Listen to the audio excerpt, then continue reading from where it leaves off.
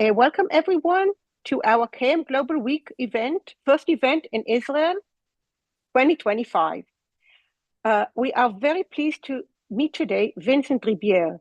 Vincent is one of the KM leaders worldwide. We will say a few minutes, a few things about Vincent, but before I want to explain that this is a series of events that we are holding already for something like 10 years before the idea of KM Global Week started even. And every year we in Israel celebrate three events, three major events. One long one that will be our annual conference, one medium where we go to one organization and learn what they are doing in KM for half a day. So that will be the medium, and one short one where we meet virtually. And because it's virtually, we take the opportunity to learn from outside of Israel and to meet some KM leaders worldwide. A few years ago, we started inviting other people from the KM community, from the global KM community, to this event, because as most of our speakers, uh, um, the people that we invite don't really speak Hebrew, there's no reason to do it only for us. So we're very pleased to have here people from the whole KM global community. So welcome aboard. And you know what? I'll be short and I'll stop here with my introduction because we really have several things we want to speak about today. So I'll start by introducing Vincent. First of all, Well, Vincent, Maria, you don't need to introduce me. I'm going to talk about myself for 1.5 hours, so I think people will get I chance want to. I want to say Oh, three okay. things about you. Okay. So Three please things. go ahead. First of all, Vincent, his former title is he's managing director of the Institute of Knowledge and Innovation of South East Asia, and he sits in Bangkok. That would be the first thing. So that's his formal profession. He will speak about his formal role. Vincent, you will speak about what you do and what you did, but what you won't, I'm not sure that you will have the opportunity to say. So I'll allow myself to add two additional things. One, that he's not only a smart person. I didn't want to say a smart guy because that sounds bad. He's not only a smart person, but also a funny person. And now, Vincent, you have no other option, but you have to bring in some humor uh, into your lecture. So that would be the second thing. And the third thing, which is not less important, he started as a colleague but turned into a friend. So, Vincent, I'm so glad that I know you through KM because now we can say that we are also KM and friends. Okay, so Vincent, I'll give you the stage and please introduce yourself and start. We have a very busy agenda for today, but I'll leave that for you. You may start. Thank you very much, Maria, for the very nice introduction. And so I will try to come up with some good jokes, not only bad ones today. So hopefully it will come naturally. But yes, it's thank you all for being here today. It's a great pleasure to be with you and to share a bit more my experience or my history about how I came up to knowledge management and what I've been doing over the past 26 years now in that field. So thank you so much for the invitation. I'm very honored to get the chance to share with you a bit of my background and some of the things that I've been working on for the past decades. Okay, so I prepared a presentation and probably with much more content than I will be able to present tonight. But let's see how things goes.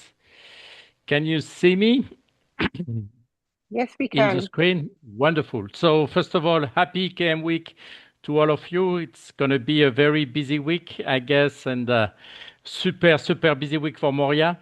And so it's good to kick off this meeting. We have an event tomorrow morning also in Thailand, and there are so many events all over the world. So that's a wonderful week to celebrate knowledge management. So um, The agenda for today is to share about my KM story a bit. So that's my chance to my moment of fame. So I will take advantage of this. Usually I don't like to talk too much about myself, but since I'm invited to do so, so I will gladly do so. And then I will talk about the linkage, how I perceive the linkage between knowledge, creativity, and innovation, followed by some of the learnings we have gained over the years running the Global Mike Award. Mike stands for Most Innovative Knowledge Enterprise. And then we can have a session of Q&A, but feel free to interrupt me at any time all along the presentation. I'd be delighted to do that. So let's start and let's go back to the roots on who am I. And so if we really go back to Hey, the just a minute, origin. Vincent. Yes, I'll yes. mute everyone and please unmute yourself because I see Okay, that there are some noises. okay,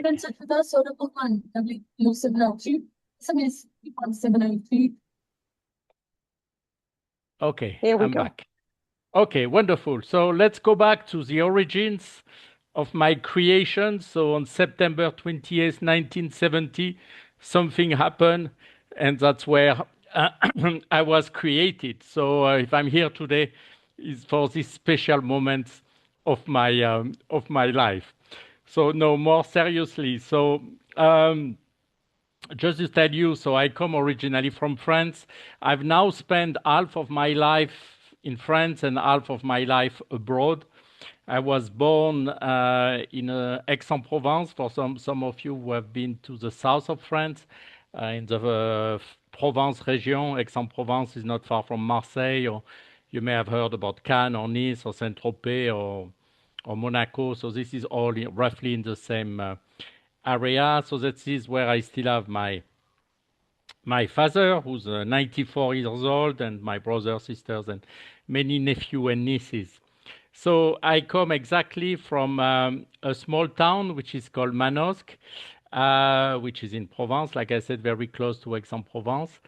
And so a lots of lavender field, a lots of almond field, and so this is where what used to be the small company L'Occitane, you may have known about this cosmetic, company, and now they are all over the world. But at my time, when I was a teenager, I was working in this small factory during summertime just to make a bit of pocket money. And it was very small company, maybe less than 100 employees. But nowadays, it's quite an international company. So all the products of L'Occitane are still produced in my hometown. It's a very small town, 20,000 inhabitants. So we have more students at Bangkok University than there are people living in my in my hometown, just to compare. But also, so all the products are still made there. So that's where I grew up, and then I went to high schools, and I went to what we call an engineering school in France to become an engineer. So it's 5 years after high school. And so I was trained as a manufacturing industrial engineer. I followed that by a master's in computer science and automation. And then I applied for a research grant to study abroad and, to conduct research abroad.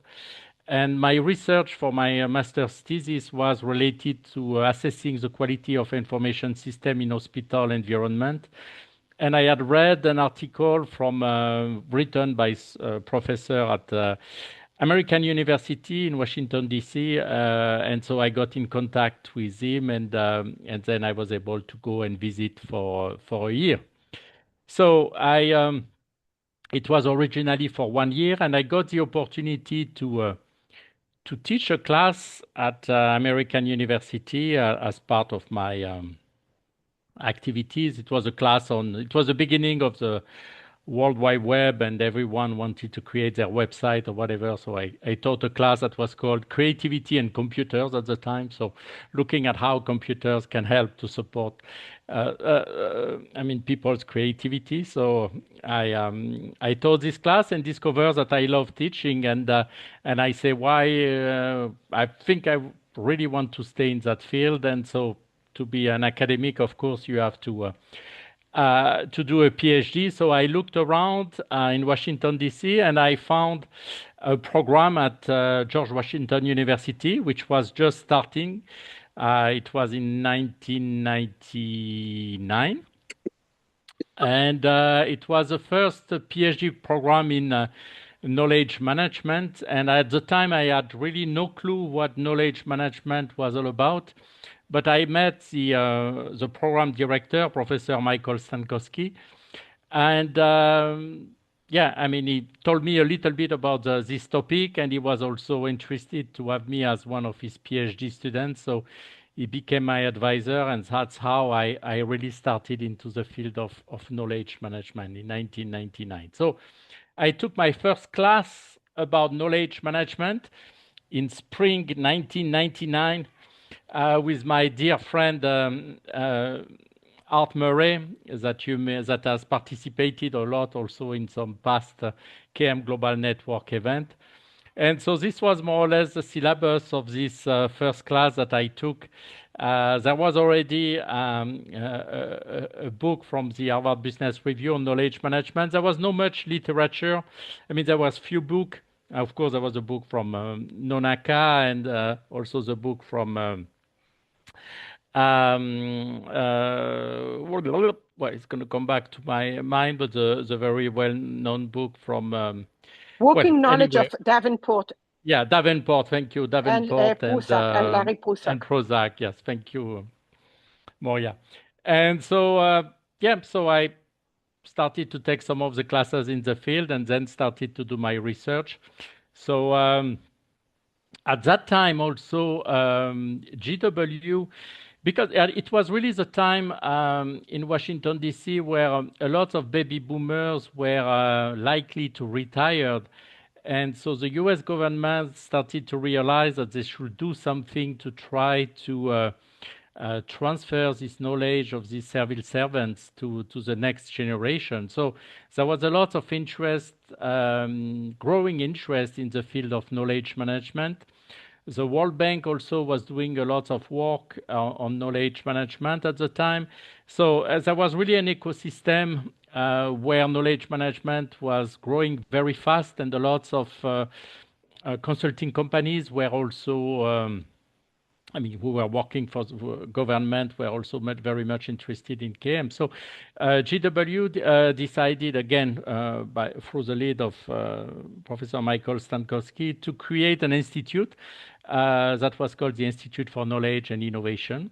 Well, it was first called, to be honest, it was called the Institute for Knowledge Management. And then later on, after 2 years, they realized, well, that knowledge was a very important contributor to innovation, so it was rapidly rebranded the Institute for Knowledge and Innovation. So this institute was composed of some PhD students, and again, Dr. Stankowski had around 20 or 25 PhD students at the time working on this domain. A lot of them were all working for the government or for the consulting companies, so they were really in the field. So, and then we invited also, I mean, everyone interested to support and to find some new solution to grow this discipline. So it was a very we had a meeting every Saturday, and there was a lot of very interesting exchange on this growing field of knowledge management.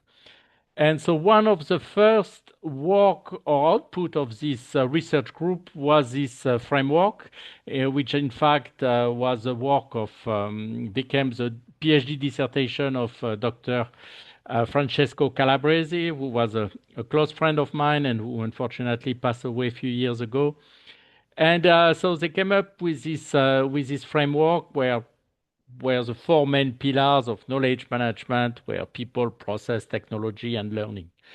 And And I mean, we have seen that again and again in a lot of places. Very often, the learning pillar is omitted, which I believe is a bit of a mistake. There was also lots of work happening around the organizational learning work, Peter Senge's The Fifth Discipline, and so on. So we thought also that learning, which is more or less, I mean, how knowledge is created, could was an important pillar. So a lot of work. So different PhD students were working on different pillars, and so we more or less slice it, dice it in different ways, and everyone was working on contributing on one particular section of this framework. So there were a couple of, well, more than a couple. There was a lot of publications that came out of this research group.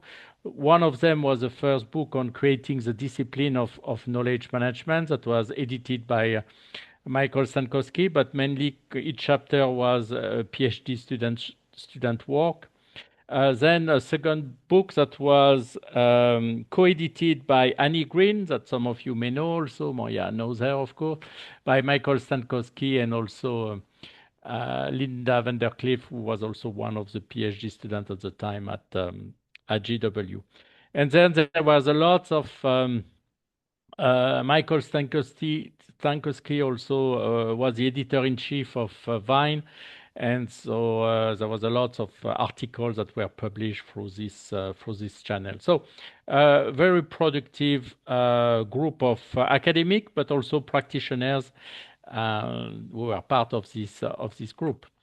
Now, so I did my dissertation on this program. In fact, I was the third PhD student to graduate from this PhD in Knowledge and Innovation Management. So my research topic was on assessing knowledge management initiative success as a function of organizational culture. So trying to see how organizational culture somehow may affect the success of KM initiatives. So we have a bit of dancing background music, so which is nice. So I got my PhD. Well, it was not a PhD because it was part of the engineering management school. It was a Doctor of Science in Knowledge Management at GW. So that's the official diploma and degree. So now I can be trusted. But and also, you see, I had the Hall of Fame of George Washington University. We have a brick on the floor with our name, and all the graduates had a brick. So this was a nice thing that GW was doing to keep a memory of all their graduates. Now, it ended up also that my dissertation, as you know, when you finish your dissertation, you make it available through all the academic research databases, and ProQuest was, I mean, the main channel at the time. And so in 2020, so I graduated in 2001. And 1 year later, they announced the best-selling dissertation for 2001. So, and I was at the fourth position. So I was quite surprised, and it was quite unexpected. But also at the time, there was no much research done on knowledge management. So people were more eager to read such kind of work. And the following year, I was still in the top 10. I was on the sixth position on the most sold PhD dissertation. This didn't get me very rich. I think I earned something like $100 of fees. But anyways, I was happy to see that the people had some interest into some of my work. So just to tell you a little bit about this initial research. There was a paper. If you have not read it, I will encourage everyone to read it, even though it's quite old, but I believe it's still relevant. There was a paper published in the Harvard Business Review by Hansen, Noria, and Tierney that looks at what's your strategy for managing knowledge. And in this paper, so they present two approaches for as KM strategies. One of them is the codification approach, meaning that you try in the organization, you try to codify as many knowledge as you can. And once this knowledge has been codified, then it's much easier to disseminate it and share it along the way. And so, of course, that's one of the approach that most of the consulting companies started to use. because when they were solving a problem in with one of their clients, and all of their consultant could reuse this solution and apply it in, of course, in a different context. And the second strategy that they presented was a personalization approach. So making sure that that you have an easy way to connect with other experts that who have gained some tacit or experiential knowledge, to be able to not only share but also leverage the knowledge, so being able to innovate or find novel solutions to problems that are non-common problems. So on the codification, if it's an existing problem and recurring problem, well, you can tap into these best practices or lessons learned. But if this is a completely new problem and there have not been any solutions that was identified or developed before, then collaboratively you can, by connecting people who have some experience and knowledge in the field, not particularly on this problem, but to be able to collaboratively find a solution. So that's what they propose. At the time when they propose this solution, they say that there should be a 20-80% balance between codification and personalization. So organizations should, depending on their business and their activity, should focus 20% on codification and 80% on personalization, or 20% on personalization and 80% on codification. And so this raised quite a lot of debate into the academic literature, where a lot of people say, well, this is too unbalanced, and that's not really what's happening in reality. So what I did is more or less looked for my PhD dissertation, again based on this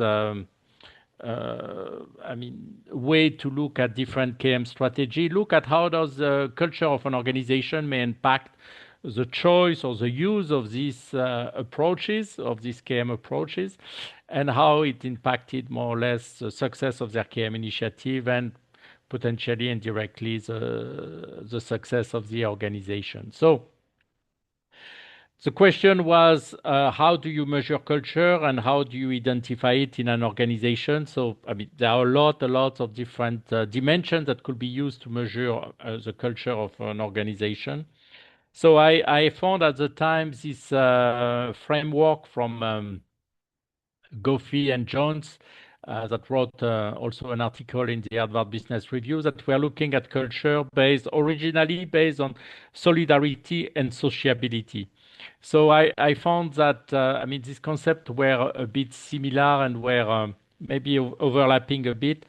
And there was a lot of research that showed also that trust was an important factor as part of the culture. So I slightly modified the original framework from Goffey and Jones, and created one based on solidarity and trust, and was able to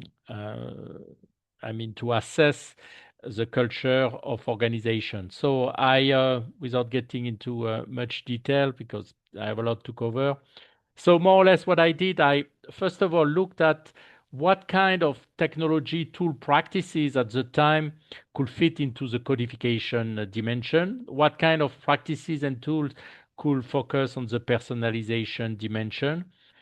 And then again, I measure what was a balance for organization towards more codification and personalization, and also measure the success of a KM initiative. There was a paper also published by Davenport at the time that had identified some criteria to measure the success of a KM initiative based on these different dimensions. So that's also a tool that I used, looking at what the organization was expecting to achieve and what they really achieved and to which level they achieve it. Anyway, so I came up, so I at the time I conducted an online survey. I think I was one of the first PhD students to use an online survey at the time.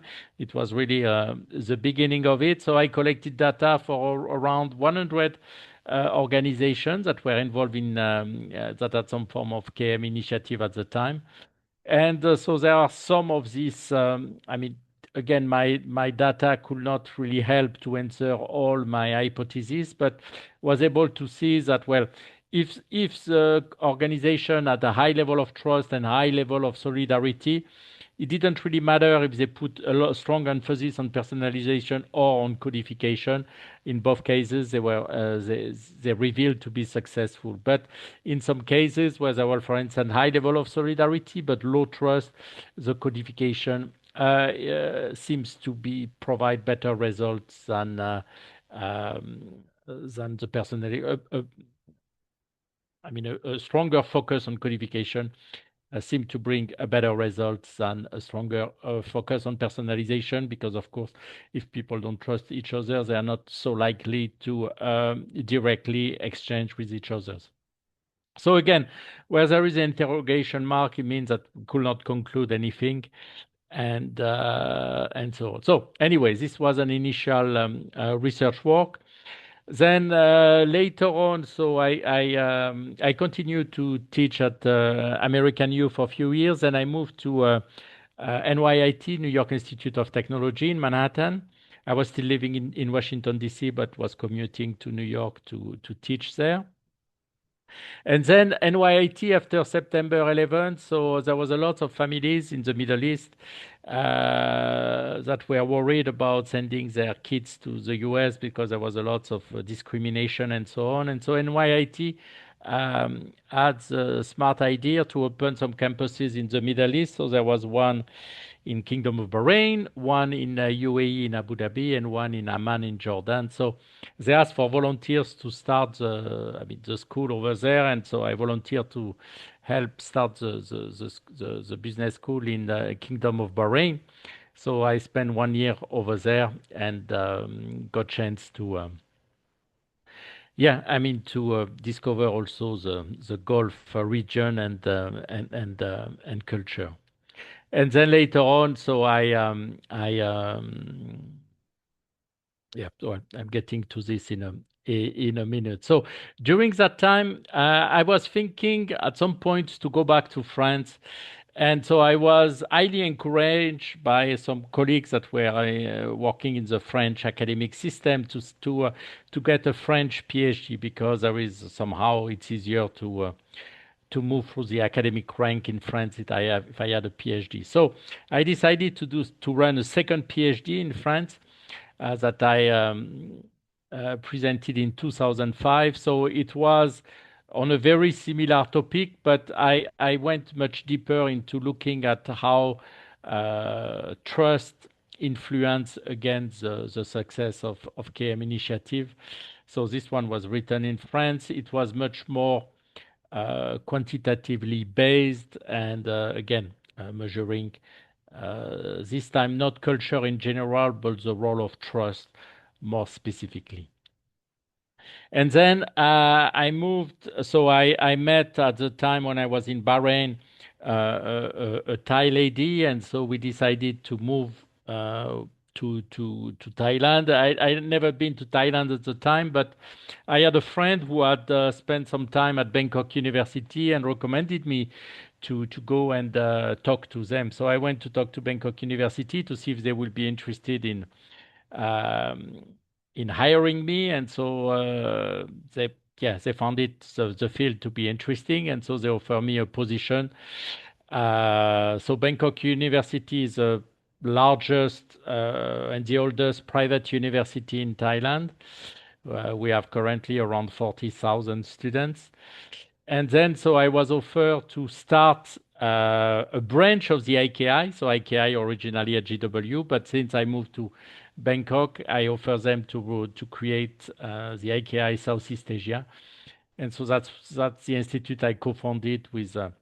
Lakana Waranchishai, who is one of the professors at the time at the graduate school, and so we co-created the IKI together. So what is the IKI? So it's a Center of Excellence of Bangkok University, where we really focus on knowledge management, innovation management, and of course all the sub-disciplines. So at the time I was more or less by myself, And then over the years, so we grow, and now we have around 10 faculty, international faculty working for this institute. So at the institute, so again, when we created it in 2008, we signed an MOU with GW and the IKI in GW. And again, the idea was to continue the work of IKI. Now, what happened at IKI at GW is that when Professor Michael Stankowski retired, no one really took over the program, and so the program over time kind of disappeared. But the IKI which was hosted by GW transformed into the I Square KI, the International Institute of Knowledge and Innovation, so became an independent entity. Dr. Francesco Calabresi was still the managing director and continue over the years to have it. So again, the goal of the Institute for Knowledge and Innovation Southeast Asia has always been to bridge the gap between theory and practice.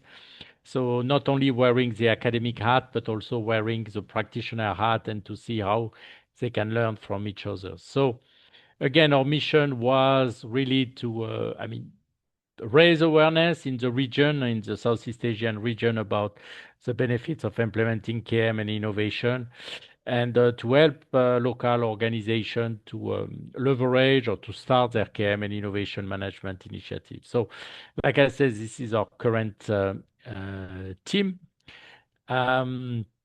So we do a lot of different activities. So we do corporate training with a lot of companies.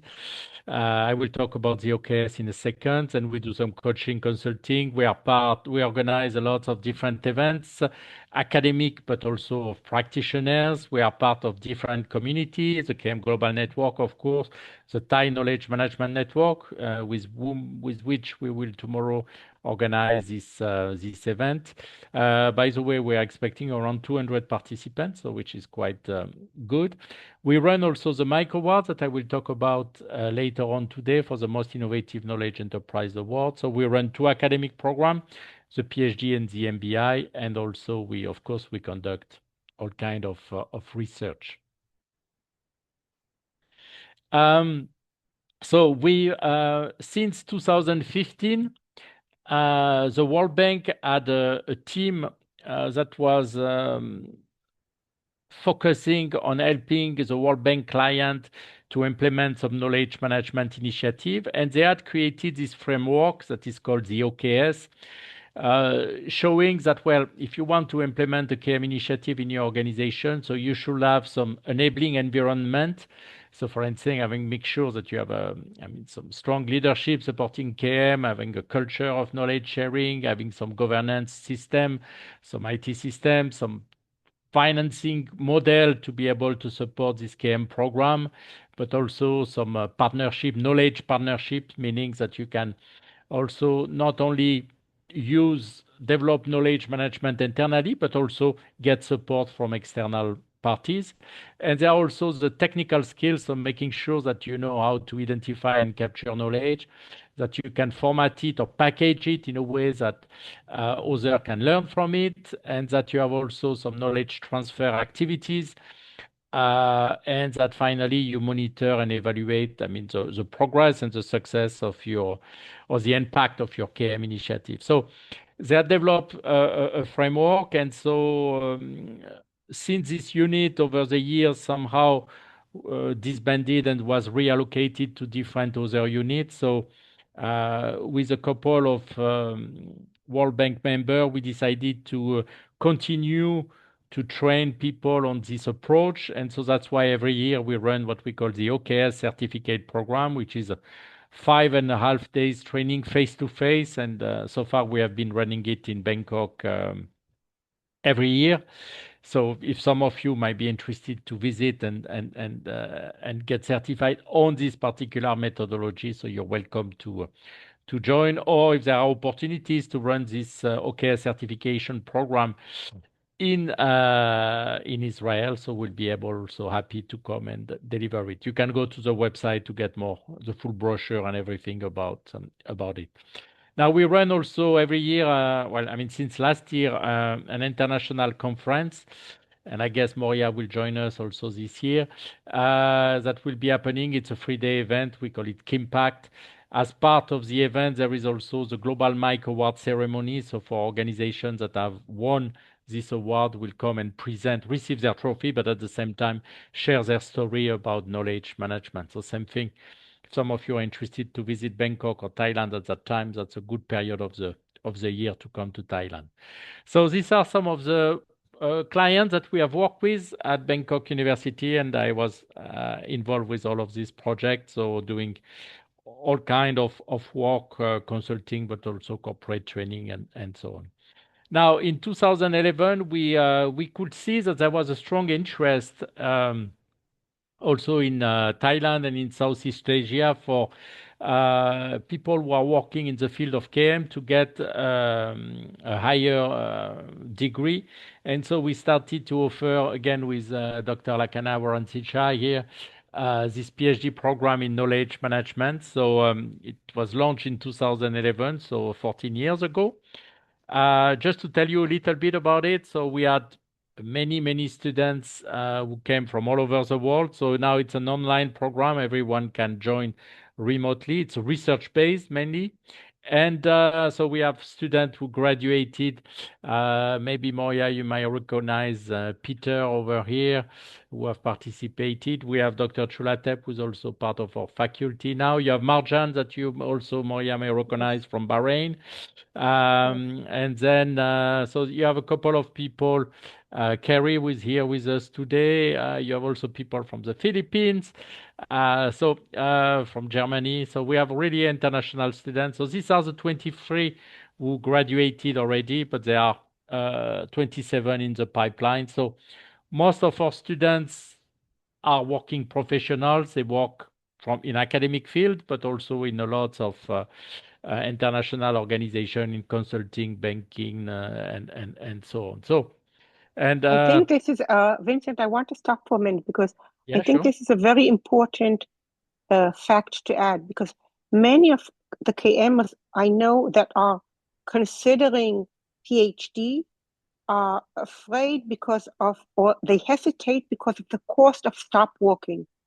And Yeah. you are presenting a program that is A, offline, so no one has to come actually and live in Bangkok, even though I know that it's a wonderful place to be in. And B, it's the second best place after France, of course, and Provence. And B, that more important even that it can be that you can do it while you are continuing to work in your daily job. So you can combine them both and yet have a PhD. It's doable. I did it also, but not in this program. But people, here you are offered a program that can be done in parallel of your work and doing it with Vincent. So I'll stop here. Back Thank to you, you. Moria. Yeah, so it's yeah, nowadays it's fully online. So it's not like I said, it's research based. So during the first year, I mean the PhD students, I mean learn about research method, the KM and innovation theories, things like this, but not in a coursework. And but these seminars are online and are not pre-recorded. I mean they are live online. And yeah, and then later on you can do also all your research. So we also let students pick the topic of their research. So some of them take a topic which is related to their work environment because we want to make it as easy as possible on them, and also for students to be motivated about the topic that they work on, not just something which is imposed by their advisor. So we had a lot of students who got rewarded for the quality of their work. So it means that it shows also that we have a good, I mean, good research quality. And so some students also interested can get a dual degree with the University of Grenoble-Alpes. This one has a strong requirement to spend time in France, so which might not be easily feasible for people working full time. But we have also a new partnership with the Swiss School of Business Management, which allows students to get a second degree, a DBA, doing again only one research and does not require students to visit Switzerland also. So anyway, it's been more than 10 years, so it has been 14 years now. These are just some picture of some of the people who've been lecturing or giving seminars in our program. And again, it goes from Dave Snowden to Art Murray to, I mean, we had really a lot of people from a lot of different field, and again, academic and practitioner. This one is a picture that we took a few years back, October 2017, with Dr. Alex Bennett and Francesco Calabresi at the time. So Alex Bennett, I'm sure a lot of you may have heard about her. She's a former Chief Knowledge Officer of the Department of Navy, but she has been when she retired, she's created the Mountain Quest Institute, and she has been involved also with a lot of activities. But so she is one of our full time, even though she's remote, but faculty at Bangkok University. So she delivers also research seminar, and she's also advisor of some of our PhD students. But when she first came to Bangkok, I didn't know her very well. We had met rapidly in Washington D.C. when I was there, but I never had the chance to listen to her lecture. So when she came to Bangkok, I seated in the class just to learn from her, and I learned so many new things. Even though I thought I knew a lot on knowledge management, but through her eyes. And there is one model that I love that I always present that came from her work, which is so simple but which believe is so powerful. So I just wanted to share it with you today. Is this model where whatever we do, we look for high level of performance. And again, performance in different contexts might mean different things, and that's fine. So this high performance is based on the actions that we take. The actions that we take are based on the decisions that we make. The decisions that we make are based on the knowledge which is available to us. So if we don't have any knowledge, so it's very likely, or if we have poor knowledge, it's very likely the decision we'll make will not be as good. That will have, of course, lead to some actions that might not be so impactful and might lead not to such so high performance.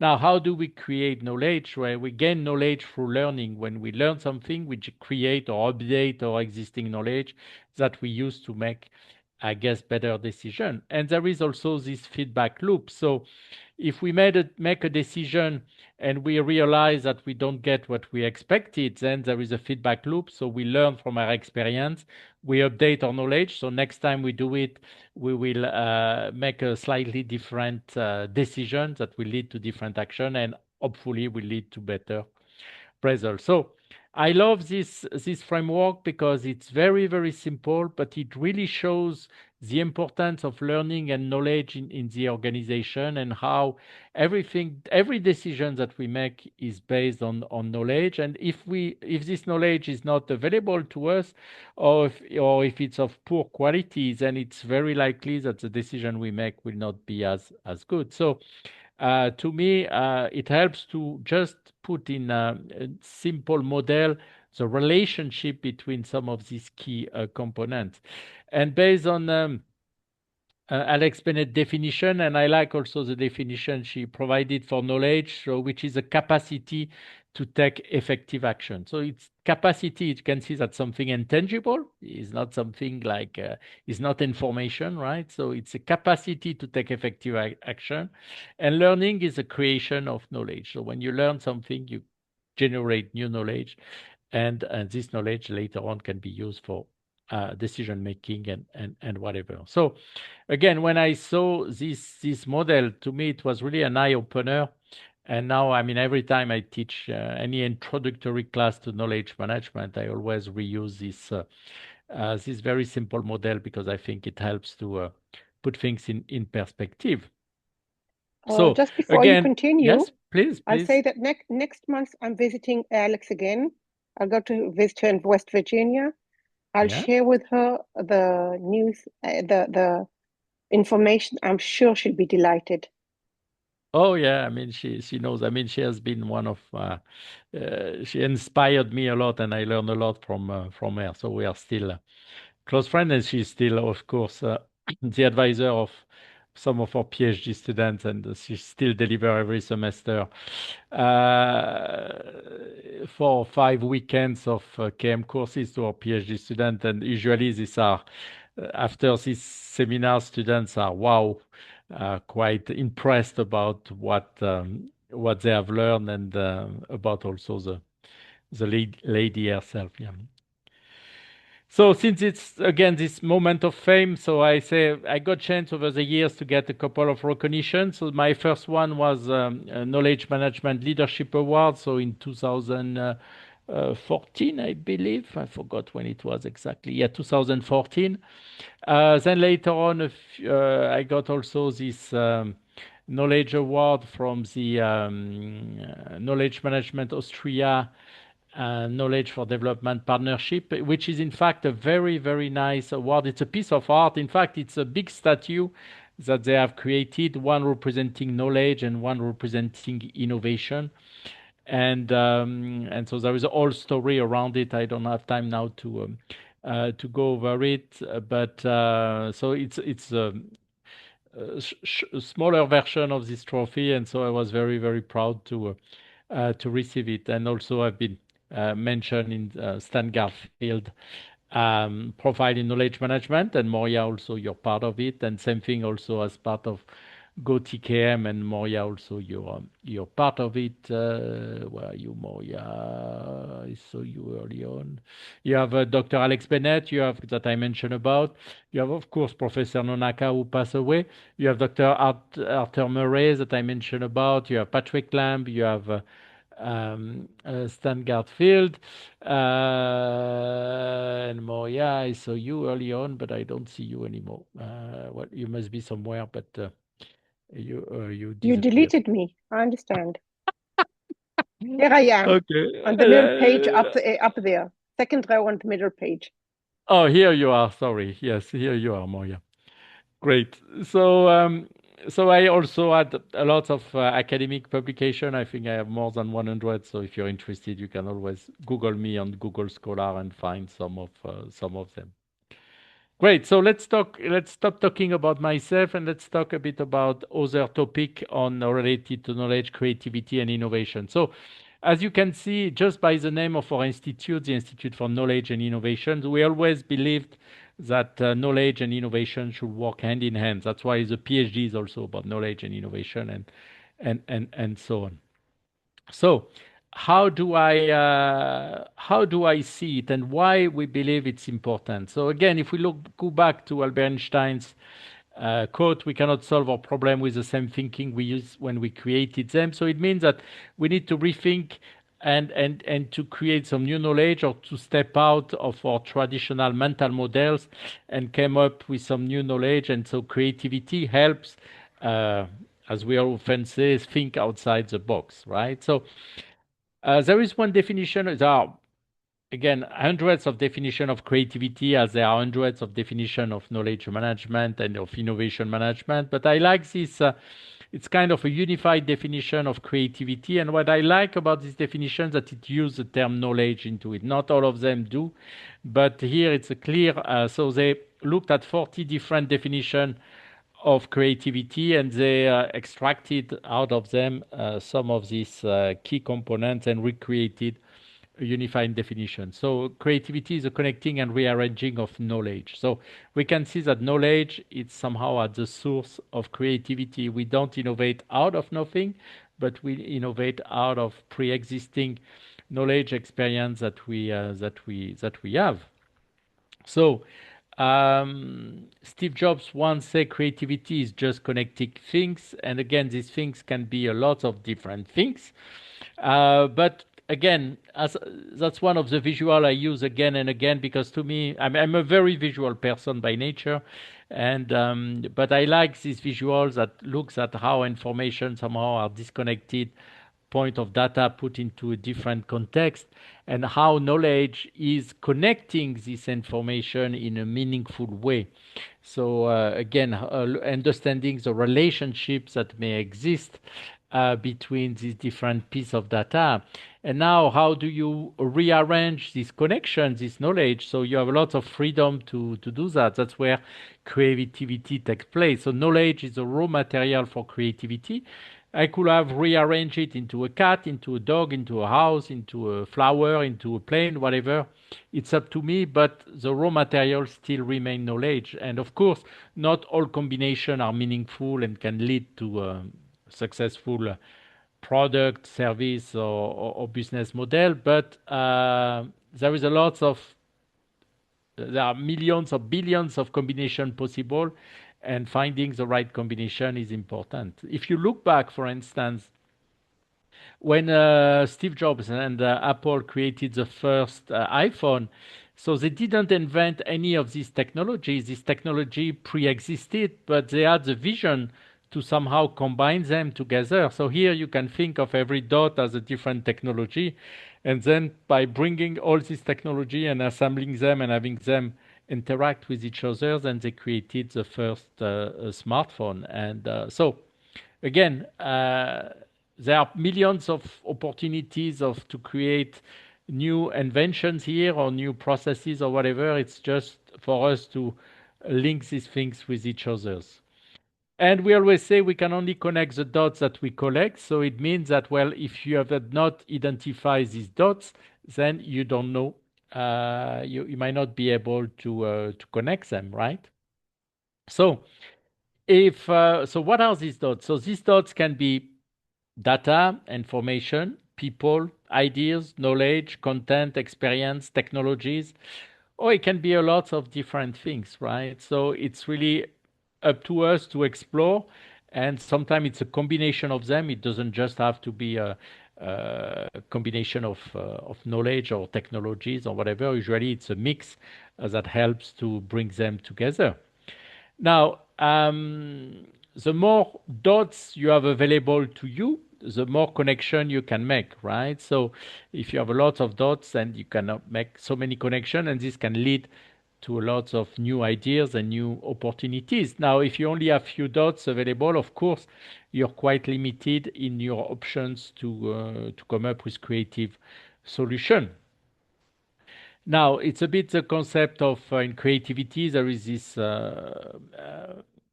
approach developed by Arthur Koestler about the concept of bisociation that he presented in the Act of Creation book. And again, taking two different ideas, a concept, and combining them and coming up with something new. And a lots of creativity and lots of innovation are just based on this simple concept of combining things that were by default not connected or related, but by somehow combining them, you are able to create something new. So it's a bit, if you make the analogy with the periodic table of elements, you will combine two elements, let's say hydrogen and oxygen, and guess what? You will get something new that will be water in this case.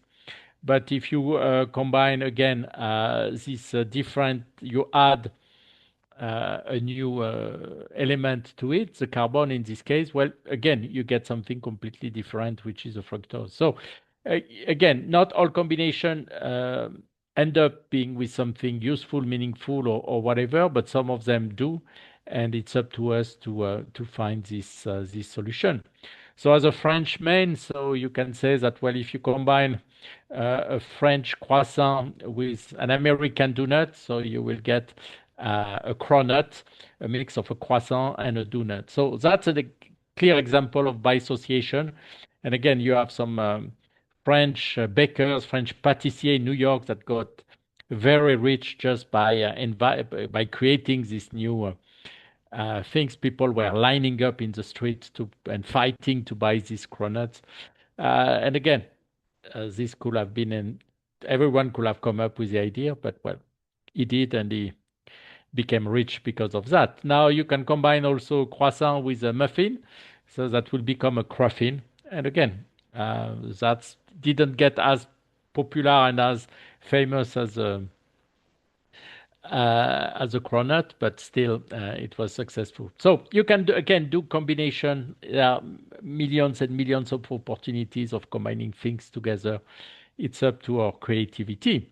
So again, if you going back to this also when I teach intro to knowledge management, that's one of the first slides that I use also. Again, a very simple matrix, but still very powerful to me. So do we know what we know in your organization, right? Do we have a clear, you have a way to easily identify the knowledge that you have in-house. Can you provide me a roster, a listing of all the knowledge you have in-house? And most of the organization, of course, are not able to do that. So if we are if we are running into a knowledge economy, and if knowledge is our raw material, and if we cannot even identify it, how can we manage it, right? So that's the base. And same thing here when I say you need to connect the dots.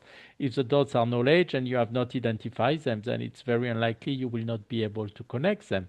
As it is as important, of course, to know what you don't know so you can develop or acquire this knowledge. But anyway, here we're just focusing on do you know what you know?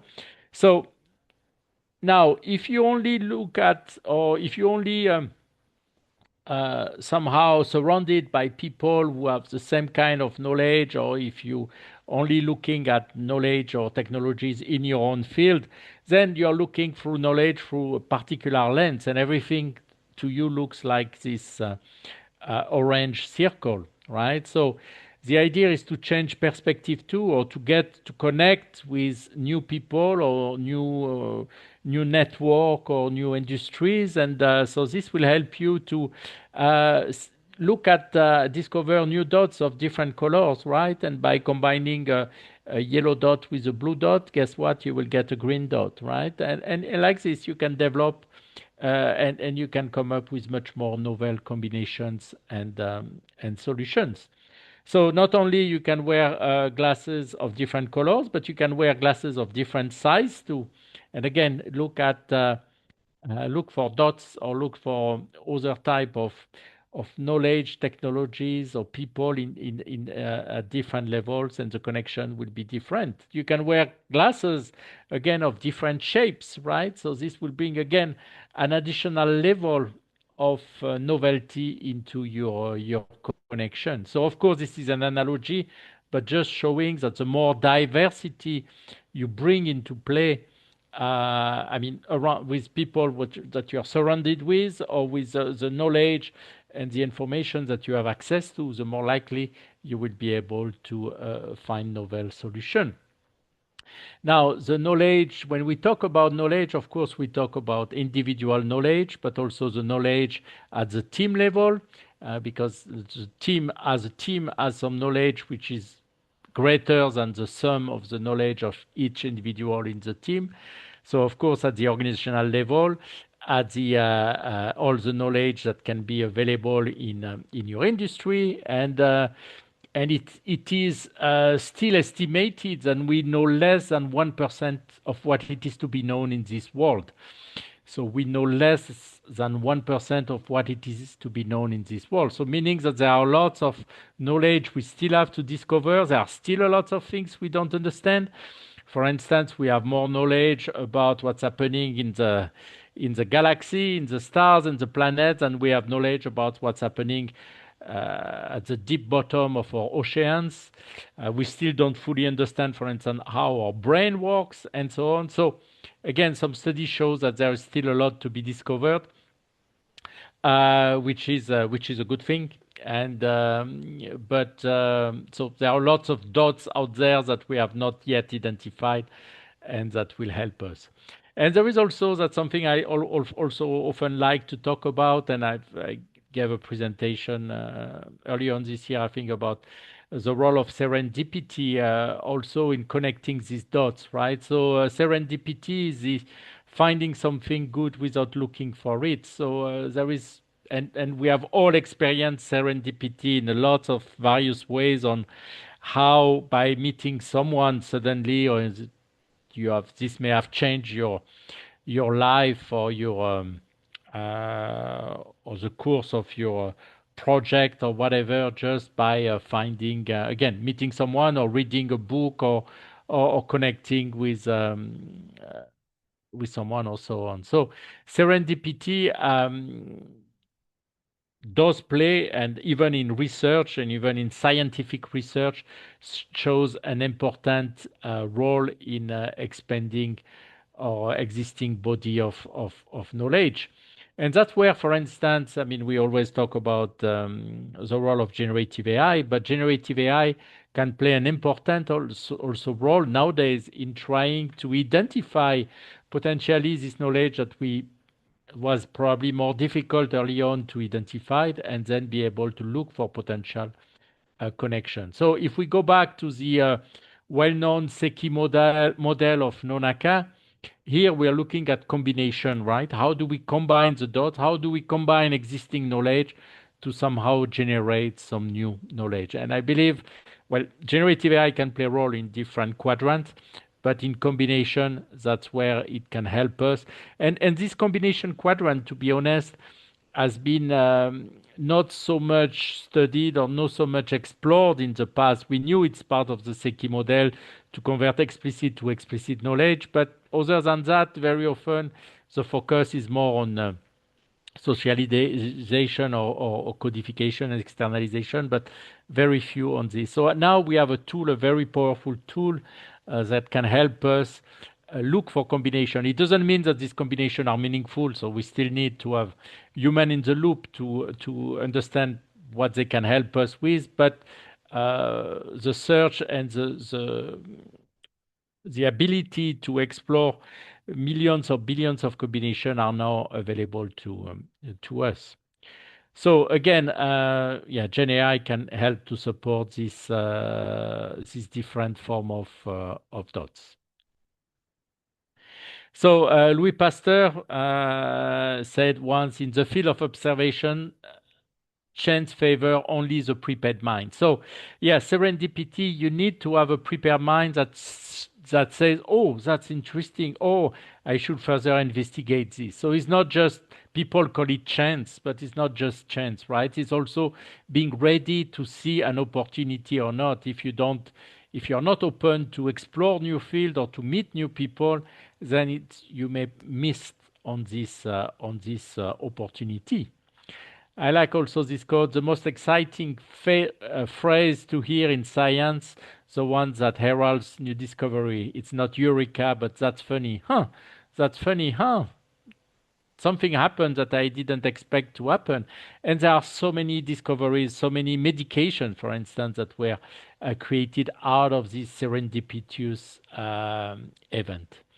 So we always use this sentence if I had seen further, it is by standing on the shoulder of giants. So the giants here could be our past knowledge that we have acquired, right? So we should not, like I said, if we want to innovate and we need to heavily rely on knowledge, so it means that knowledge, past knowledge, is important to us. So is the future in the past? I will say yes, partially, but not only, because if we only rely on the past, as Albert Einstein said, so we're not going to be able to find novel solutions. So of course, we need to know what happened in the past. Okay, so at least we don't repeat the same mistake or we don't explore again the same thing. But at the same time, we need to look for the future. And looking for the future, looking for the unknown is discovering new knowledge, and that's where innovation stands place. So I was attending the Knowledge Management South Africa conference in late August this year. And there was a presenter, Miss Enra Meyer, who had a slide that I liked, and I took a picture of it. So showing how KM and innovation works hand in hand, right? So KM without innovation, so knowledge is managed well, but it may miss opportunities to create new value. And same thing, innovation without KM, innovation becomes silos without the knowledge base that makes it relevant and sustain it. So there is a need to together they create a learning and adaptive organization where knowledge fuels innovation, and innovation expand the knowledge base. So again, bringing value to knowledge. If knowledge is slipping into knowledge repositories or even in AI system or whatever, so then we miss really the value. And to me, that's what knowledge management is all about, is making sure that knowledge flows in the organization. We don't manage knowledge itself, we manage its flow in the organization. So if we are able for knowledge to flow, then this knowledge will bring value and will help to be innovative or not repeat the same mistake or decrease knowledge risk and so on. Now, so as I said, we don't want to ignore the past, but at the same time, we want also to look ahead. And so that's a very well-known concept of theory that we refer as organizational ambidexterity, exploring what we know, but also exploring what we don't know. So organization should have in place this ambidextrous approach where they make sure that they exploit what they know, but at the same time they also explore to find novel ways to create new knowledge or to find existing knowledge out there that they might not be aware of. So, just skipping rapidly, I like to use this simple example because I think it helps to really understand that a lot of people think they know it all, but unfortunately, they rarely do. So, for instance, with this simple challenge here, how many methods can you think of to remove the water from this glass without touching the glass? And so usually when we do this small test, so people individually usually come up with 5 or 6 different methods. Yes, you can use a straw, you can warm it up or whatever. So they come up with 4 or 5 solutions. As a team, usually you're able to go up to 10, but that's roughly about it. Well, in fact, if you know exactly, there are 45 different ways to physically remove water from this glass without touching it. Now, this Did you knowledge, ask generative AI? no, I I didn't believe that it ask has generate. that can be very interesting. And Yes. as I have been reading, it will come up with common ideas, but if you tell it to come up with creative, different, diverse ideas, it will have a lot of them. Yeah. So here this came out of just a patent database search. Okay, so here we are looking at really technical type of knowledge. But again, going through patents and extracting again what kind of physical approach could be used to do that. So generative AI, I'm sure, is connected also to some patent database. So you can extract it. So you can see that even so, we believe, like I said, I mean, as human beings, just using our brain and not being, of course, a physicist. I mean, maybe physicists will have come up with 20 on top of their head. But if you really look for what knowledge is available out there and you're able to bring it together, then this open up much more opportunities to solve the challenge than the one that Google came up with. So brainstorming is good and is efficient, but supporting this brainstorming with also some knowledge discovery tool or AI tool can really help to bring this brainstorming to the next level. And a lot of studies, I mean, still shows that the most creative ideas do come from the human being, don't come from the machine, because again, generative AI just regurgitate what it may have learned in the past. So again, focusing on the past, but generative AI will not come up with some new ideas that it never learned from before, right? Again, if we look at generative AI tools, they are probabilistic tool again based on existing knowledge that they have been fed with. So it will not generate new knowledge that has never been invented yet or that it was didn't learn from yet. So it can propose That's some for a new different combination. discussion. Yes. Okay. Well, that's for sure. I know we don't agree on this, Moria, but that's my view on it. And but yes, we can have different people can have different view. So anyway, there is high value to be able to identify new dots that are out there, and the machine can help us a lot with that. Now I still have 20 minutes, I believe. Well, I will leave room for Q&A, but I will go rapidly through this stage, which is also interesting. But yeah, we don't have so much time. So let me talk about the Mike Award. So you may have heard in the past about the Make Award, the Most Admired Knowledge Enterprise Award. that ran for almost 20 years from 1998 to 2017. That was ran in the UK by Rory Chase, who was also at Teleos, who was also at some point the editor-in-chief of Journal of Knowledge Management. And then when he retired, so there were MEC representative in different parts of the world. And there was a MEC representative for Hong Kong and China that was based in Hong Kong at the Hong Kong Polytech University with Professor W. Billy and Eric Sui. And so when Rory Chase decided to retire, they say, well, we want to keep this award going, but we want also, because we want to take it to the next generation, we want also to introduce the innovation component to it. So they renamed the MEC Most Admired to Mike, the Most Innovative Knowledge Enterprise Award, believing that, yeah, innovation and knowledge, again, works hand in hand. So they continue this program starting in 2018. So the Mike Award looks at yeah, Vincent, again, I'm yeah. interrupting for a minute. Dear people, this section is not only for your knowledge. The section that Vincent will now describe is very important for us, so that maybe you can consider, wherever you come from Israel, Netherlands, or any other place, we would be glad if you consider to take part in the Mike Awards from next year. This year is already too late. We are open and we are willing, and anyone who wants to take part in it, if he or she come from Israel, please address me. Otherwise, please address Vincent. Thank you. Vincent, back to you.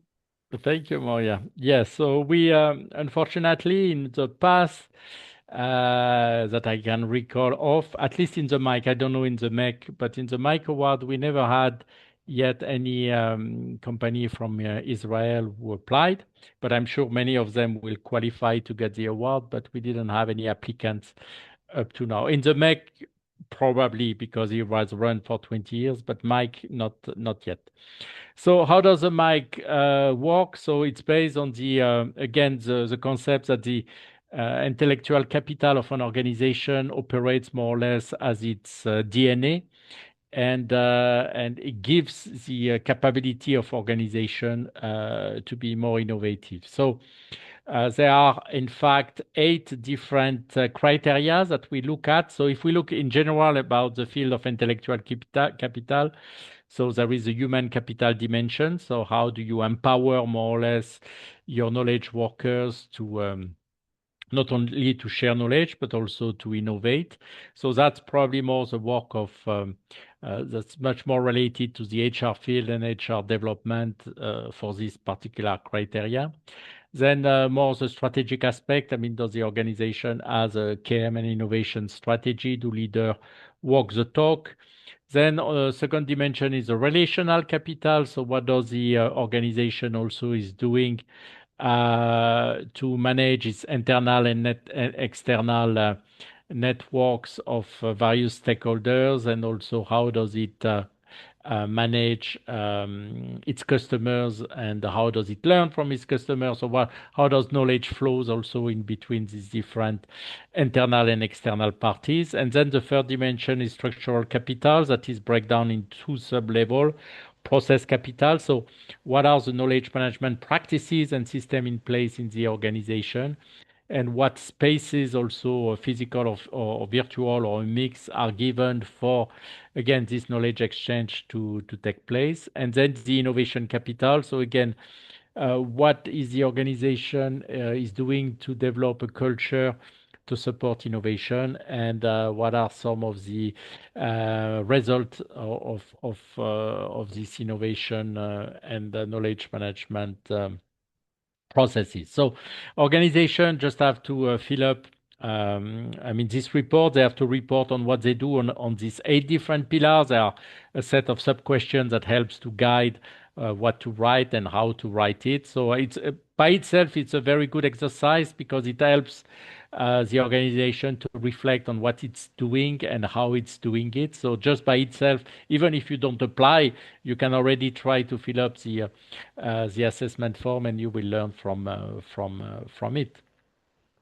So here we every year, so we receive candidates from different countries. So there are 2 levels at the Mike Award. There is first a national or regional level where organizations apply. For instance, in our case, we manage Southeast Asia, so we receive application from the Southeast Asian region.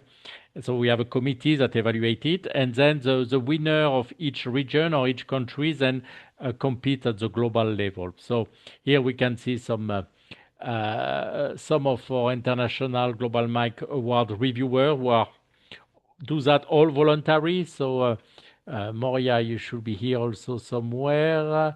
Here you are on the top left. We have Susan Durst who is with us today. You have Devraj who is with us also today. I didn't look at who is here completely. I didn't look at the list yet, but these are some of the one I could notice We have among another the. representative from Israel, if I recall. If I remember, Yes, Dana Sher also. yes, I yes. don't see him here, but he's also Yeah, from Israel, also yeah, because contributes this. he did it at the for the national level, correct. This is just the global level. So yes, we have many.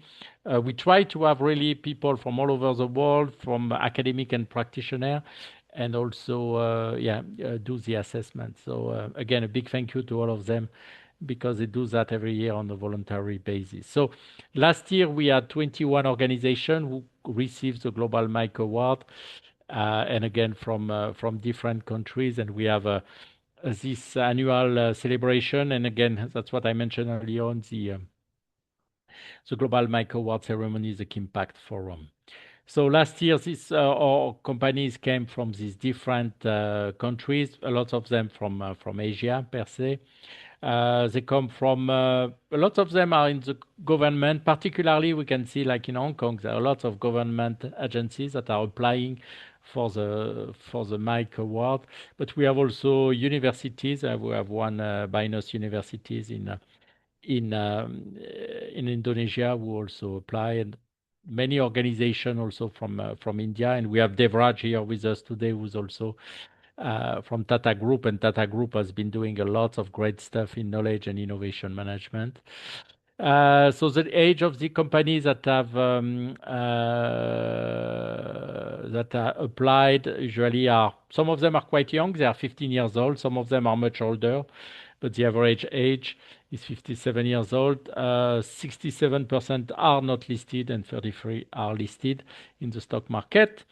Now, the units that are in charge of knowledge management really vary. So some of them are handled by HR, HRD, which I believe is great. Some of them are more on the related to the quality assurance level, or some of the learning groups. So again, it varies from organization to organization.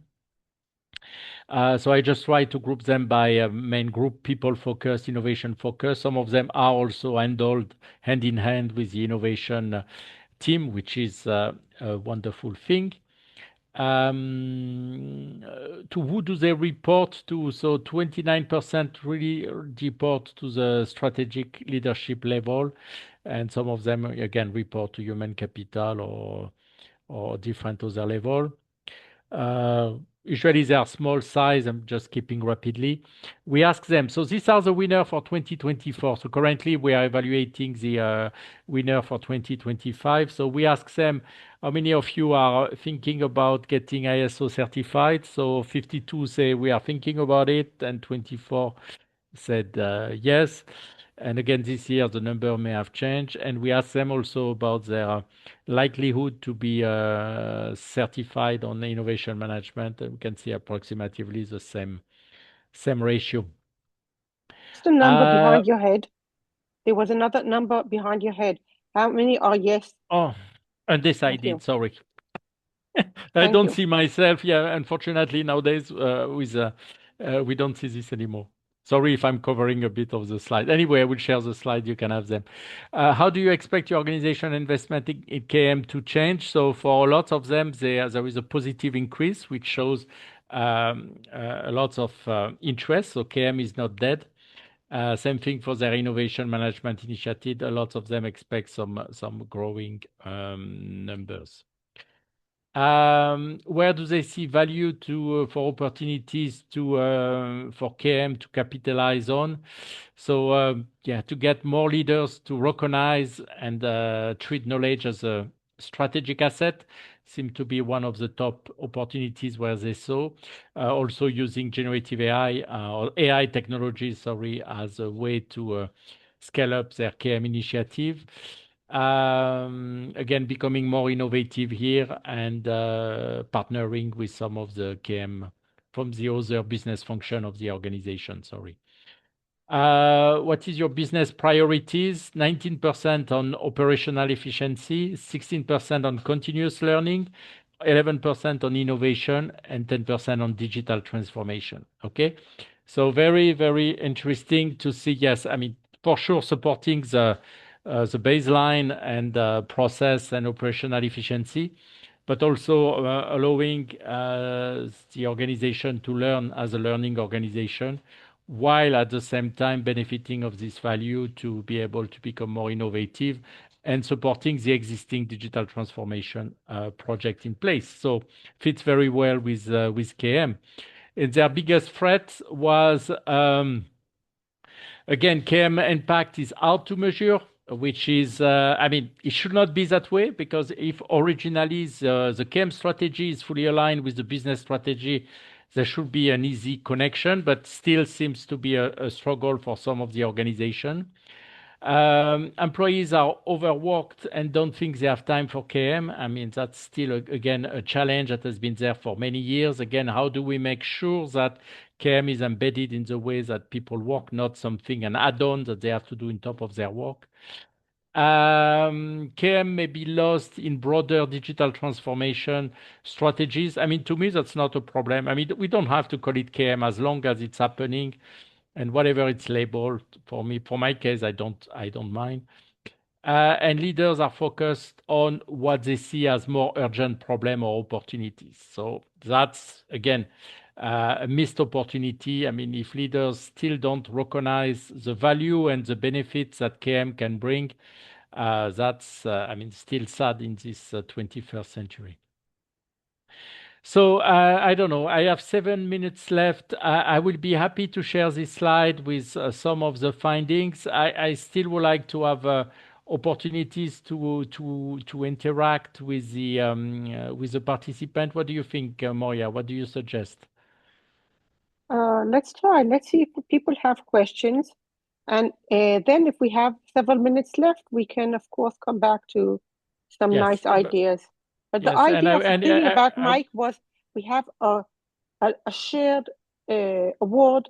It's important. It can help each organization to not only understand where they are, but to take themselves forward. I see it as temporary one for the 5 coming years until people move to ISO, but it will take time. But it's a good opportunity, and we are calling organizations to check it. Yeah, it's a nice stepping stone, and also something I didn't mention, which I believe to me is the most value of doing the Mike Award is that, well, in addition of getting the prize or recognition and doing the self-assessment, you also get feedback from the international committee, which is useful, and you also get access to all the application of all the winners. So last year we had 23 winners. So if you were part of this winner, you have access to the 22 application of the other companies. So it's a very good, what I call bench learning opportunities to see what the others are doing in these different aspects and also to learn from them. So that's something which is usually very difficult to have access to. You have organizations that APQC or whatever, I mean, allow you to benchmark, but very often you don't get very detailed information. Where in our case, I mean, that's part of when you join the Mike Award competition, you agree that you will be open to share also. So you have ways, before we share, you have ways to remove some strategic information or whatever, and then when it's ready to be shared, then you have access to the other applicants.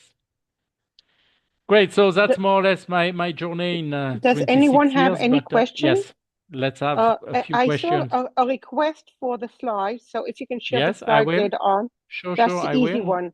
Does Yes. anyone want to raise his or her hand, and do anyone of you have a question? You have a question for you, Moria, that you can answer also in the chat. Anthony McCarthy that says, how do you get ISO 30401 certified? So you can take this question now or later on, but as you want. But if we have a I'll question wait to from the see if we audience, have yes. Hi, KM. Yes. Maria. Yes. Yes. Maria, this Glenroy. is Glenroy London from Trinidad and Tobago. I have a question. Please, Glenroy. Good to see you. So hi folks, how you all doing? This presentation was really great. But here my question. I am dealing with the concept of ancestral intelligence as it relates to infinite intelligence. So as it was in the beginning, so shall it be in the end. So we move in cycles, in circles. So is there really any new knowledge, or are we rediscovering knowledge that was there from time immemorial? And as we go into the future, it's how we apply that knowledge to add more value, to be more innovative. But I am thinking that the knowledge has always been there. I think it's called ancestral knowledge. It came from the ancestors. So how do we now integrate ancestral knowledge with infinite knowledge?